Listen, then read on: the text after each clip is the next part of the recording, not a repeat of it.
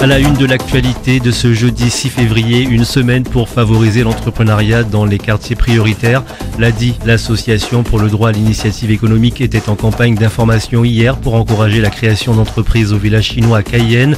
On y revient dès le début de ce journal. Cap vers l'ouest pour Édouard Philippe, l'ancien Premier ministre poursuit son tour du pays. Hier, le candidat déclaré pour 2027 s'est saisi des problématiques de l'ouest guyanais. Une question dans ce journal, comment prendre en charge les mineurs délinquants ? Claire Palmiste, maître de conférence à l'Université de Guyane, travaille depuis plusieurs années sur ce sujet. Élément de réponse dans quelques instants. Et puis, nouveau rebondissement dans l'affaire Petitot en Martinique. Le parquet de Fort-de-France fait appel de la condamnation du leader du mouvement contre la vie chère. Ses avocats réagissent également. Et puis en sport, maître Fabrice Croiset en Guyane pour un stage d'aïkido. Le professeur 6e Dan est de retour pour la 5e fois sur le territoire pour partager son savoir avec un accent sur la self-défense, l'équilibre et la souplesse du corps. On y revient à la fin de cette édition. Voici le journal de la rédaction de Radio Pays. Bienvenue. Je vous le disais en titre, l'ADI Guyane organise la semaine pour l'entrepreneuriat dans les quartiers prioritaires. Depuis le début de la semaine, l'association pour le droit à l'initiative économique sillonne 29 quartiers prioritaires de 6 communes, Rémire, Makouria, Kourou, Matoury, Saint-Laurent et Cayenne. Hier matin, elle est allée à la rencontre de porteurs de projets au village chinois et au marché de Cayenne dans le but de les aider à se développer avec des aides financières. L'association veut mettre l'accent sur les micro-entrepreneurs qui mettent en valeur les produits locaux. C'est ce qu'explique Elie Palamed. Il est conseiller financier à l'ADI. Il y a un accompagnement, donc on les accompagne dans leurs projets, donc on regarde leurs idées, qu'est-ce qu'ils peuvent faire. Aussi, on les accompagne à travers du financement, donc nous on fait des prêts, du microcrédit, de 0 à 15 000. Donc on finance tout type de public, ça peut être des personnes qui sont déjà immatriculés, qui sont un chef d'entreprise ou qui ont une idée, qui veulent tester un concept. Le cœur de cible, c'est les petites entreprises, les petits chefs d'entreprise qui veulent se développer. Donc ça peut être un chef d'entreprise qui est déjà lancé, qui a peut-être 2 ou 3 salariés, comme ça peut être la personne qui n'est pas encore immatriculée, qui a une idée, qui veut tester une activité avant de se lancer. On peut l'accompagner. C'est tout type de projet, sauf l'immobilier. Donc ça peut être la restauration, ça peut être la valorisation des produits locaux, donc c'est plus ce qui peut être sirop, punch coco. Ça peut être aussi du BTP, de l'artisanat, du commerce, de l'esthétique. C'est très varié chez nous. Des propos recueillis par Étienne Cornet qui puis l'ADI terminera sa tournée demain dans les quartiers prioritaires. Un septuagénaire disparu depuis une semaine, sa famille inquiète lance un appel. Wilson Golin, Steph, 77 ans et atteint de la maladie d'Alzheimer, est porté disparu depuis le 31 janvier. Aperçu pour la dernière fois près du Crédit Mutuel de Montjoly, il ne peut ni donner son nom ni son adresse, indiquent ses proches. Il mesure 1m80 et portait un short gris et noir avec un t-shirt gris. Ancien musicien, bassiste et chrétien pratiquant, il fréquente la structure Jardin d'Ébène et l'église de Montjoly. Sa famille, en détresse, poursuit activement les recherches à Cayenne, Montjoly et Matoury et appelle à la vigilance de tous. Alors si vous avez la moindre information, vous pouvez contacter la gendarmerie. Cap vers l'ouest pour Édouard Philippe pour son 2e jour en Guyane. L'ancien Premier ministre a parcouru Kourou, Sinamari, Mana avant de terminer sa journée marathon à Saint-Laurent-du-Maroni. Face à une salle comble, le leader d'Horizon en campagne pour 2027 a insisté sur sa volonté d'être à l'écoute des défis de l'Ouest guyanais. Une démarche saluée par la maire de Saint-Laurent, Sophie Charles. Lors de cette rencontre à la mairie, élus de la CCOG, acteurs économiques et associatifs ont échangé avec l'ancien Premier ministre sur des sujets divers, foncier, logement, insécurité, recensement, lenteur administrative ou encore la route du fleuve. Concernant l'évolution statutaire, Édouard Philippe a détaillé sa vision politique en prenant l'exemple de la récente réglementation controversée sur le transport fluvial. J'ai tendance à penser que sur des questions qui concernent un territoire comme la Guyane, on gagnerait à faire en sorte, à minima, d'avoir une consultation puissante de la population locale avant de prendre une décision. Et ça me conduit à un sujet, le sujet statutaire. Je suis totalement partisan de systèmes qui laissent la plus grande autonomie possible aux territoires lorsqu'ils sont éloignés de la France hexagonale et qu'ils ont des spécificités. On a évoqué cette question totalement déconnante de la réglementation applicable aux piroguiers. On est champion du monde. Totalement déconnant. On est parfaitement dans le droit. C'est-à-dire que c'est une compétence de l'État qui définit une réglementation. Il est animé par le souci de faire en sorte que la voie soit déclarée navigable, que la navigation puisse être assurée, ce qui est important puisqu'on fait du transport de personnes.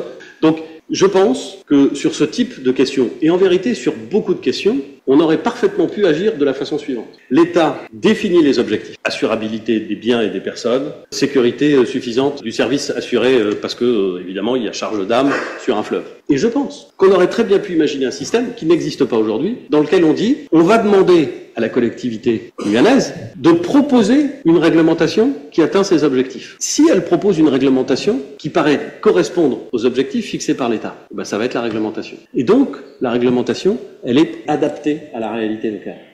Retrouvez l'intégralité de ces échanges sur la page Facebook de Radio Pays. Et puis ce jeudi matin, le déplacement d'Édouard Philippe se poursuit à Saint-Laurent-du-Maroni avec des visites de terrain consacrées à la jeunesse, à la protection des frontières et à la sécurité intérieure. La clinique La Canopée peut enfin ouvrir. L'établissement a reçu un avis favorable de la commission de sécurité ERP, établissement recevant du public avec certaines prescriptions, car l'accessibilité a été jugée insuffisante, nécessitant des travaux, mais qui n'empêchent pas son ouverture. Le mois dernier, des salariés avaient lancé un cri d'alerte concernant les emplois fragilisés par le retard de la mise en service de la clinique.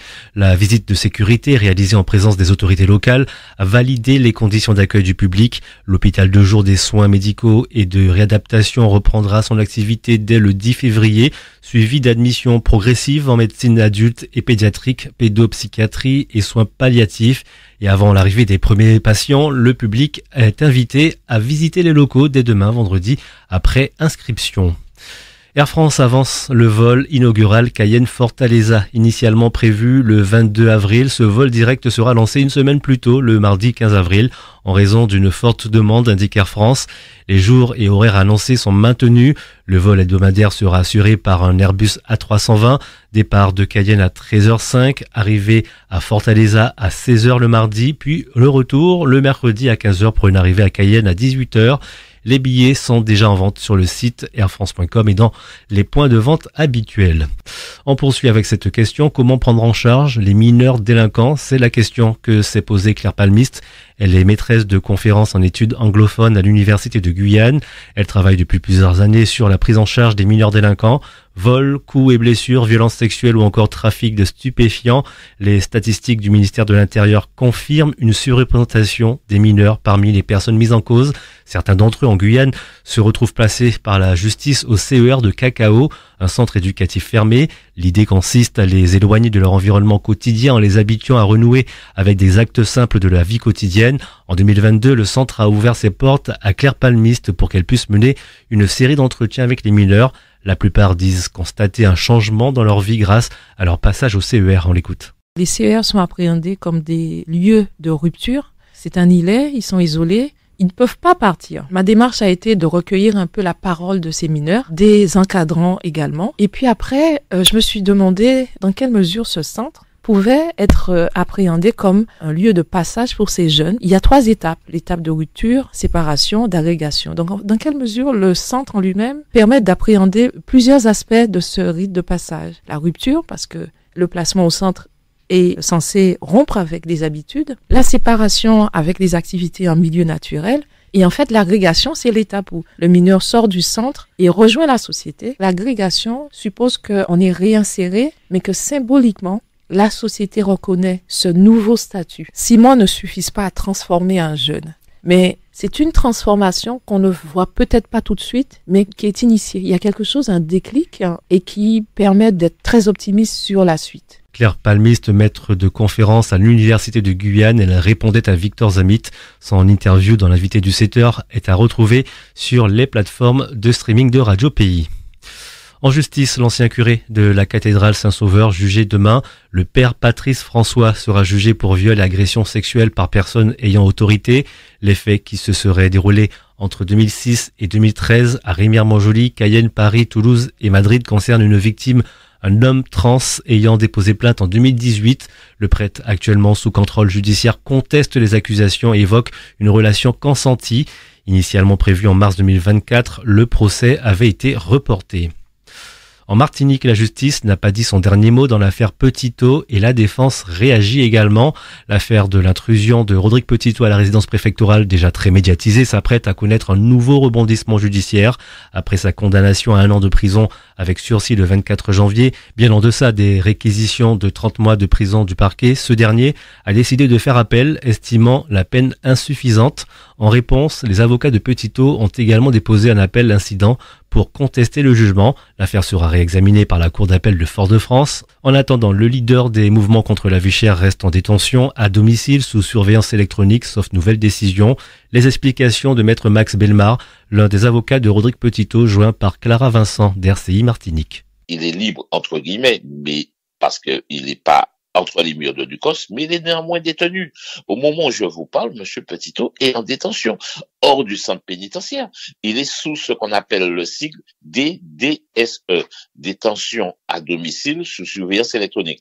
Vous avez un bracelet au pied, il y a un boîtier chez vous, et il y a des heures où vous devez être impérativement chez vous. C'est-à-dire qu'il a des heures de sortie, mais qui sont pas si importantes, des plages horaires.